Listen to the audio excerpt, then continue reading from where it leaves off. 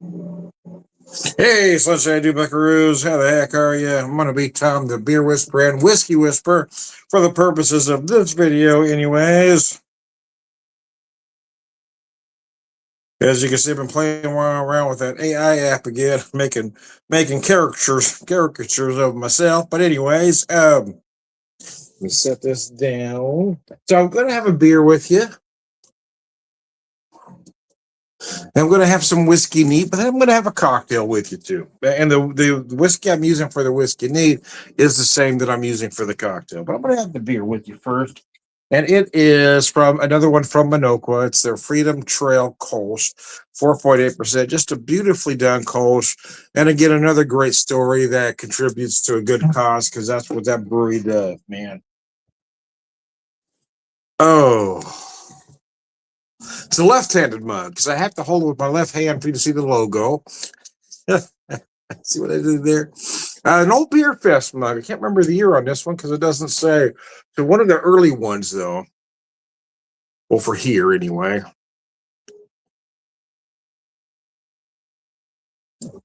The early VIP mugs, I do believe. I don't really dig beer. I quit going a few years back.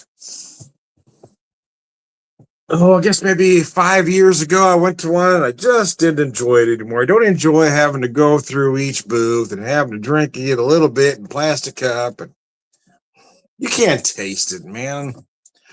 I mean, you can't get a good feel for a beer with a quarter of an ounce or even a half ounce pour. You just can't. I'd rather go to a fest where I pay whatever it is they want me to pay, and I can sit down and have a full glass of or a half a beer, right? Six to 8 ounces, and just sit down and relax and not have to be herded in and out. I just don't dig that atmosphere anymore. So I could quit going to beer fest and whiskey fest for that reason because I just don't. I mean, whiskey fests are another thing. They give you this tiny bit, which you can't tell. You know, you get this little plastic. There is no way you can judge that whiskey from that. But you end up with people that just want to get hammered. I'd rather, again, pay for a whiskey fest, have a good half ounce to 1 ounce pour, and I can just sit down and only drink maybe,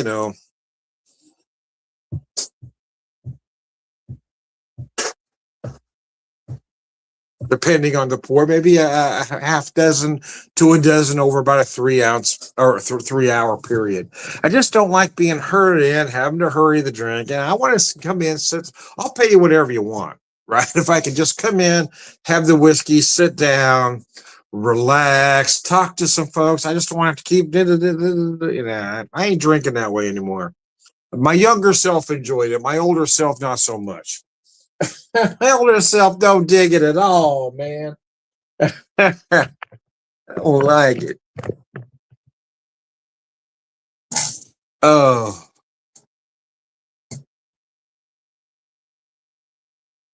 So I did pour this whiskey right here.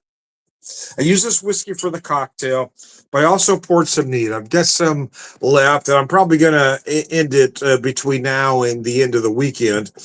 But I bought it back in August. It is just crazy good. But it's the last product I have from them. The last whiskey product, I should say. I've got some of their liqueurs and stuff around here still, but this is a Rocktown single barrel cask strength Arkansas straight rye whiskey. Now I have a couple of the liqueurs so for the cocktail anyway. I thought about going in a certain direction, but I had a very specific cocktail idea, but I wanted to use this, so I didn't use their liqueurs. And you'll see why because I have their coffee, which is awesome. I have their elderflower, have their ginger, which is crazy good as well. But that's not the direction I want to take this particular cocktail. So I used something else, but I did want to use this whiskey because it's just so good and perfect for a riff on a Manhattan, if you will.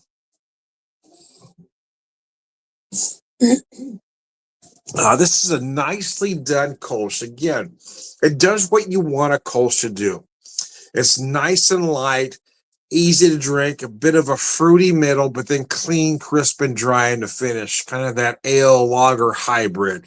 gives you that nice flavor, but then isn't heavy and finishes nice, clean, and dry.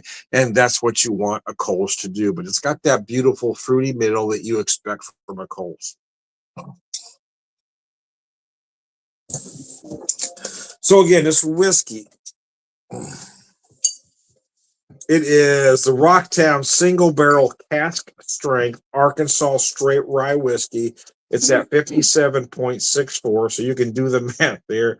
I don't know, what does that give us? 115.28, I guess. There we go. Regardless, it's really good.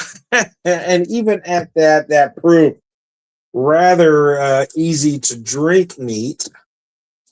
Now that proof will sneak up on you, but as far as being able to drink it, nah, man, it's beautiful. It doesn't feel hot at any point. Doesn't feel hot or boozy. That nose is gorgeous. I've been drinking more rye. I've really been finding a groove for rye as I get older. A lot of classic bourbons, mainstream bourbons, I'm finding too sweet for my particular palate anymore. So I've been switching over to a lot of ryes. The bourbons that I like the most, to be honest with you, aren't the names you know. It's very much small distiller product like Rocktown here. This Rocktown rye is just insane. And I don't think there's a better name brand on the market, in my opinion, than what Rocktown is doing with this here. Let me show you the glass, or little dram glass. I think they call it the perfect dram glass. But I've got about an ounce and a half in here. But since it almost fills it up, it looks like I've got a full glass. But it's very beautiful.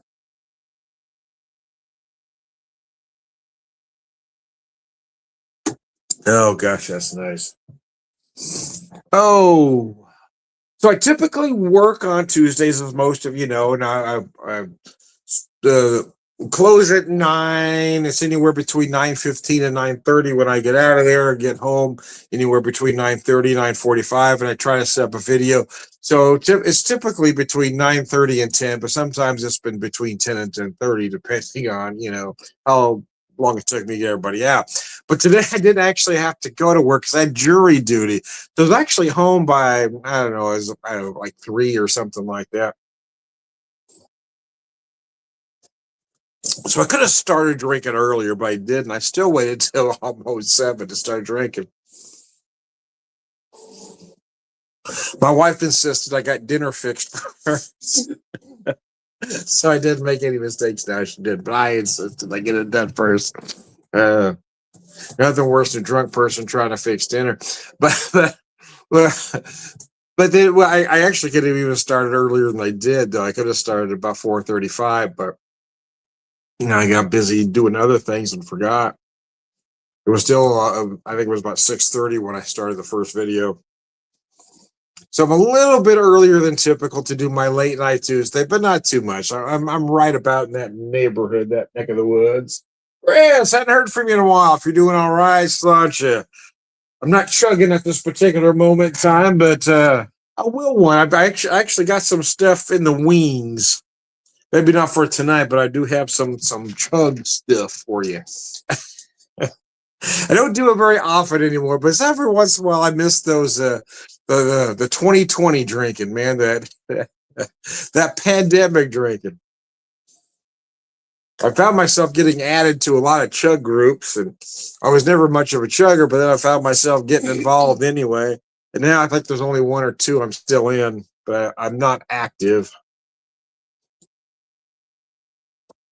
But every once in a while, I feel the I feel the rush, man. Anyways, I digress. Let me work on this whiskey here. I've got that cocktail already prepped.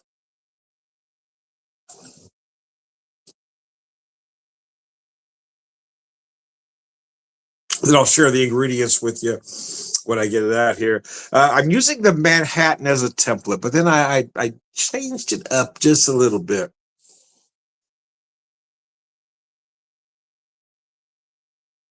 Oh gosh, that is a nice beer.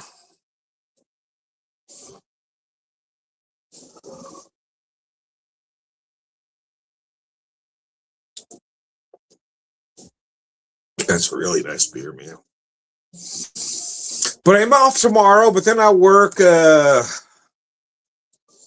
Thursday, Friday, and Saturday. I'm pulling a Saturday. I don't work a lot of Saturdays, but I'm asked to do it upon occasion. And I didn't mind picking this one up because I missed today, so it helps me recoup some hours. It gives me a few extra, actually. But when I work the back-to-back Fridays and Saturdays, because they're both 10-plus-hour days, it does hurt the old bones a little bit. That's why I always have to have that Sunday off to recover and recoup and take medication. Anyway, cilantro. So my wife and I recently, so we did something we never do actually, never ever do, is we went out on New Year's this year. A friend of mine, a good friend of mine, and good friends, I guess. Him and his wife, they're both friends.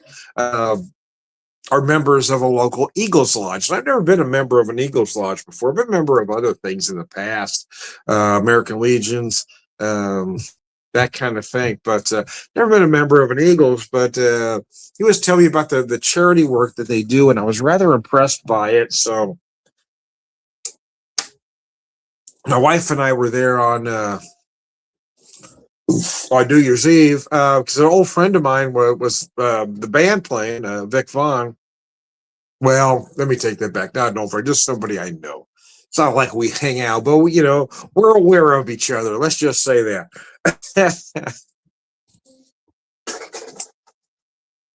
Anyway, he was amazing as always.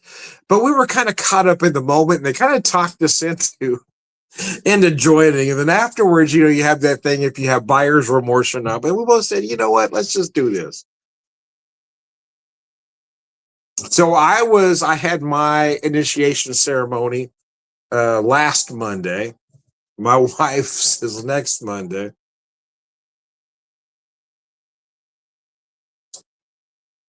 And let me be clear. Other than having been involved in the American Legion in the past, we're not the type to join things. And in our old age, we're becoming more homebodies than ever before. So this is really out of character for both of us, and I can only attribute it to the fact we just got carried away on New Year's Eve. They were so nice and friendly. I just signed the papers, handed them the money. Here you go. That's kind of what happened. The next day we're looking at each other going, yeah, what happened? It's like we just got hit by the best timeshare salespeople ever. I mean, it wasn't that commitment, but you know where I'm going with that, right? It's like, holy crap, I signed the paper and everything. Anyways, no, the truth is I have no regret. Well, not yet. But, because they do a lot of great work for charity, and they also did something nice for our grandson that we lost back in November. So it just seemed like the right thing to do it. We'll look at it going forward if it's going to be a good fit for us throughout the year. But for now, I'm kind of interested to see where it goes.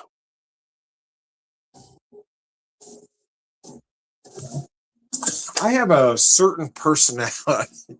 So I mean, yeah, Tom, where I have a very certain personality. I either go all in or I back up completely. And sometimes they might need somebody to help behind the bar or work in the kitchen. If I'm ever asked to do those things, I'm one of those folks that really goes all in. So that kind of concerns me a little bit because my friend is kind of the same way that's involved there. He got involved and now he's spending almost as much time there as he does his day gig, but it's not there drinking. It's there just, helping out, volunteering and doing things. And I kind of see myself doing that same thing if I feel that the cause is good. And my wife kind of knows that about me. She knows I can get a little obsessive. So, really?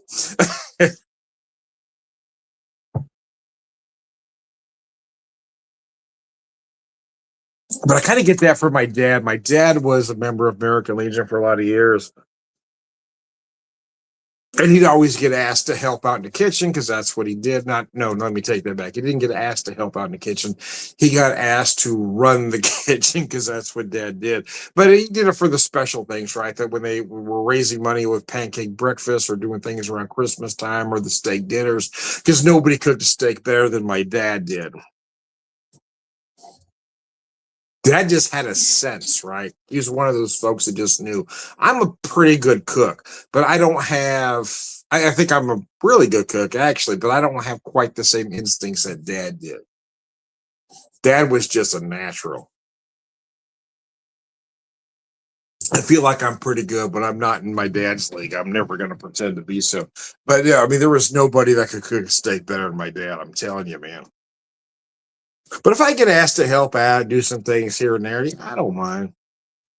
But here's the well, here's the part that worries me a little bit because I'm a bit of a control freak. So if I get asked to help out, hey, can you help out behind the bar? Can you help out in the kitchen? My instinct is to just take over and run it. So, and if somebody's already running it, it could be a thing.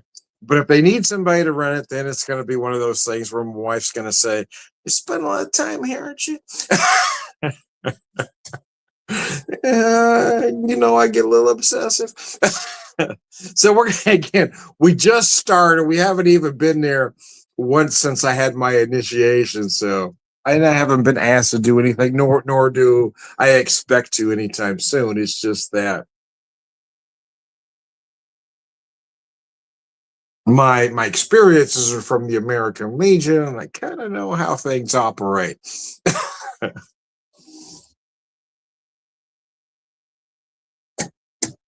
I've been told over the years and a lot recently that I don't take advice or suggestions real well.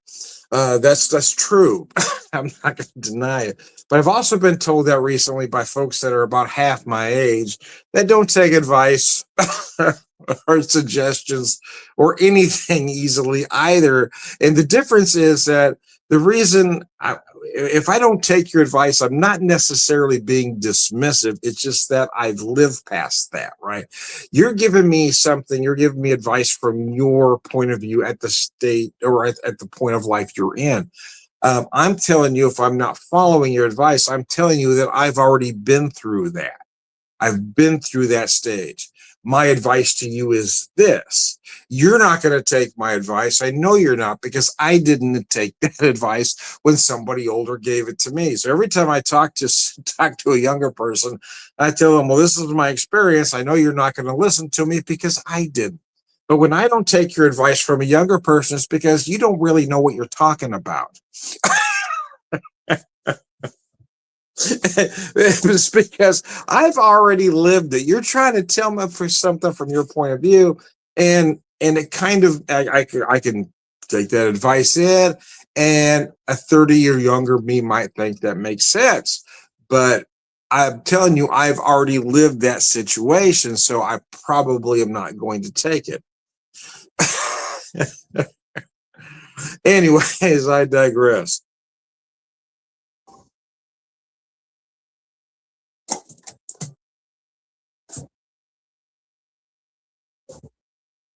Uh, anyways,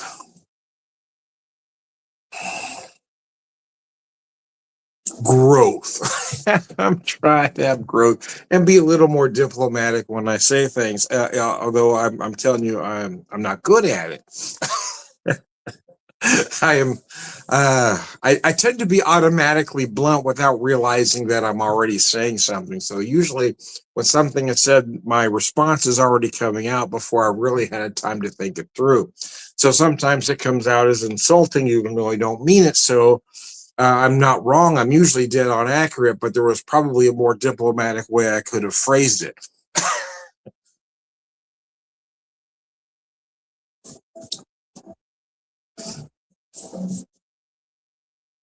But I am interested in spending some time there. I want to. I guess in some ways, I kind of want to go all in at first, just to see what they have to offer, find out what they're doing, why they're doing it, look at the different charities. I know they do a lot of good work. I know a lot of about the charities, but I need to really get my feet wet, if you will, to see if it's really something that I want to be a part of, I guess. And the only way I know how to do that, I've got one gear. I've got one gear. It's all in. So I want to find out how that's going to work, if it's going to be a good fit for my wife and I.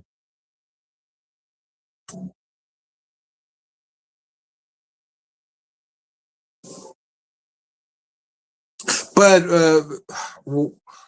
I think what I'm looking for out of it again is to just hope uh, play my part or help them out in doing the good work that they're already doing. But I also want it to be kind of an outlet, right? That stress reliever on day off. I can go there, I spend some money, maybe I help out a little bit, and it all goes for a good cause, right? Oh, excuse me. But usually when I go too far, my wife is there to tell me, you need to bring it back in a little bit.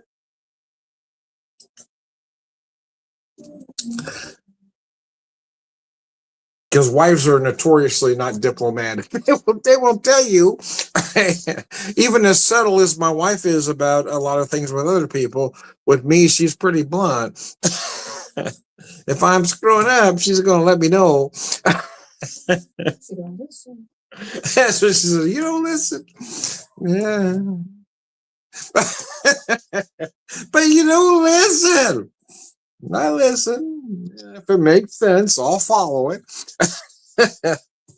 I know, but sometimes my instincts take over. I'm trying to do better at that, actually. I'm trying not to be that guy. I used to always be that, not necessarily confrontational, because I've been called confrontational, but I'm only confrontational if that's where you put me, right? I don't automatically go confrontational right off the top, but if you put me in a situation, I'm going to be honest with you.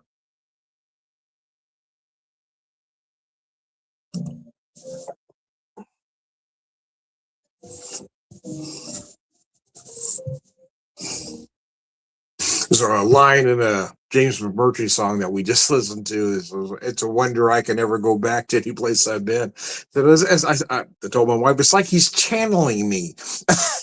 I think James and I had a very similar experiences. I do. I've always been in the past someone to just not only burn that bridge, but to just blow it up. So there is no possible way to go back. But as I've gotten older, I've tried to soften. The last time I severed a tie, well, the last job I left it on a slightly better term than the one before. Maybe not a lot better, but I've tried to just be a little more subtle, I guess.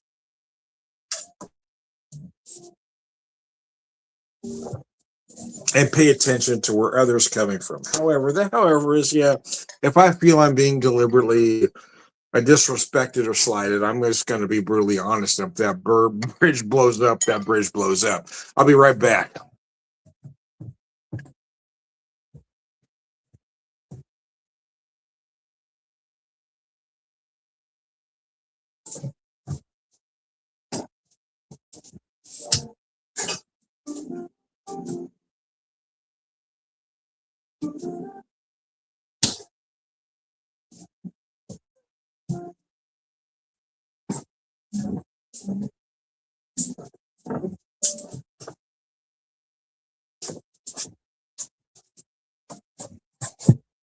So it's channeling the Manhattan with this particular cocktail.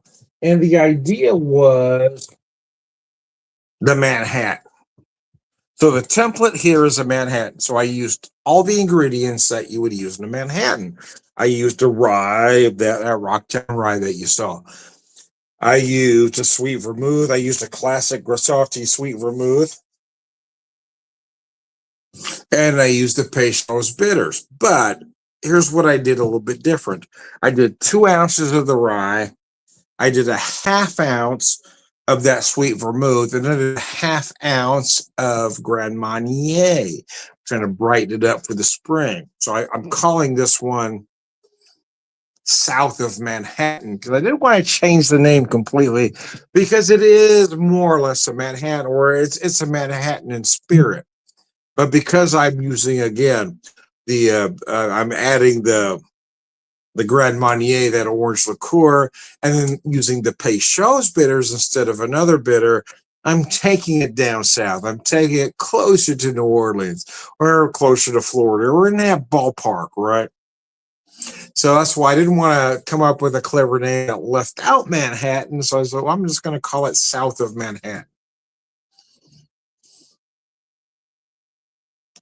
But then once I did that, once I decided to call this south of Manhattan, the wheels started turning up there. I thought, okay, now that I have south of Manhattan, I've got to come up with a cocktail that's north of Manhattan, east of Manhattan, and west of Manhattan. So those wheels are turning up. Those cocktails aren't going to happen tonight. I promise you. But I am thinking I need to do that series now. So we're starting with south of Manhattan, and then I'm going to see what ingredients come to mind to go, because I always want to use the three ingredients that make a Manhattan, which are obviously a rye. Could be a bourbon. You could use a bourbon, but if you, in my opinion now, there's not a hard and fast rule, but if you use a bourbon to make a Manhattan, it must be a traditional bourbon that uses rye as a secondary. But I'm probably going to use a rye for all of these, just to stay in this format. It should be a rye. You need a sweet vermouth, and I love the Grissati is my personal favorite. So you got to use that rye, the sweet vermouth, and bitters. Now the bitters can change depending on what direction you want to go. Because I was going south, I used the Peychaud's instead of the Angostura or another flavored bitter.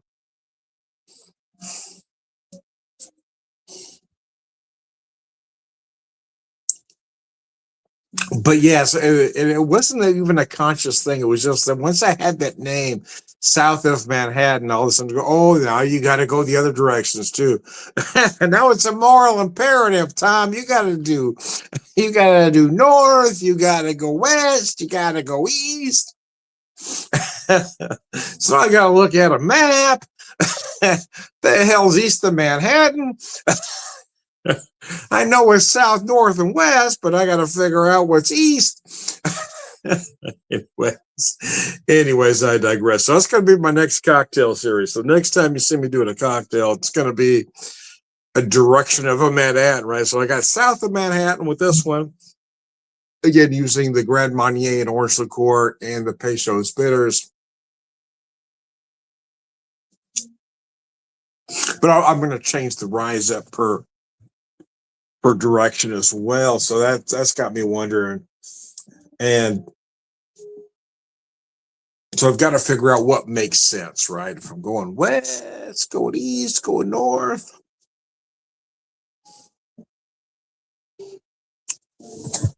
But I also want to stay true to the Manhattan, right? That's why I didn't want to have, if I left out the sweet vermouth altogether, I would come up with another name that had nothing to do with the Manhattan. But I wanted to leave that in and added something else with it, so it's still,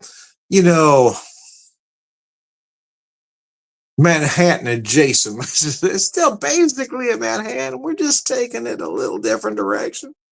So yeah, that's why I like to, instead of going coming up with a name that was completely different, I want to keep Manhattan in there, which is why I call it south of Manhattan.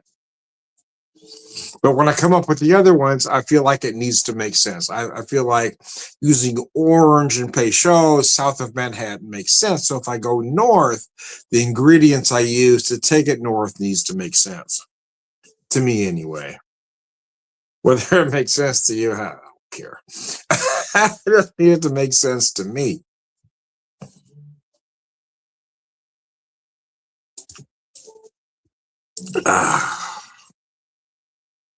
So I look at the different options. Look at north. How far north do we want to go? And then west.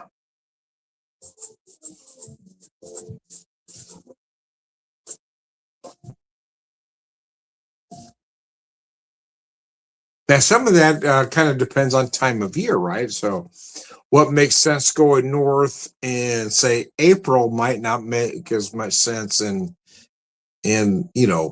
November, right? So if I'm doing north of Manhattan in November, December, you might be kind of a more comforting Manhattan. But if we do it in April, May, or June, you want a lighter Manhattan because it's hot up there, man. So that kind of makes a difference as well. But I want to use ingredients that make sense for that region, I guess is what I'm saying. Because again, using the orange and the peychaus makes sense going south. Anyway, so I've digress. I am Tom, the beer whisperer, beer evangelist, prolific beer drinker, purveyor of wisdom, and I'm also Tom, the whiskey whisperer, whiskey evangelist, prolific whiskey drinker, purveyor of wisdom, and I appreciate y'all for tuning in. Enjoying my almost day off. I'm almost had a day off. Jury duty, man.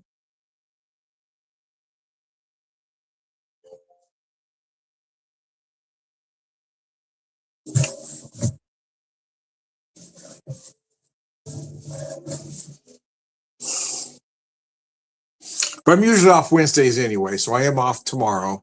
So yeah, be nice to just kind of relax. Like I said, I always do after work. I usually come home and try to hurry things together, do a video right about the time it is right now to get started. That little time to get it ready.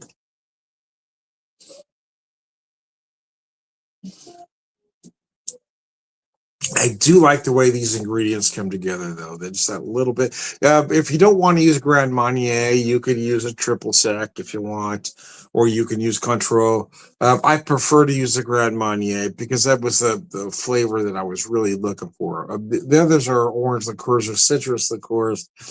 Oh, and Cointreau is very good, but I needed this flavor to make it work. So, anyways, one last time, I am Tom, the whiskey whisperer, whiskey evangelist, prolific whiskey drinker, purveyor wisdom, all around good guy. Salute you.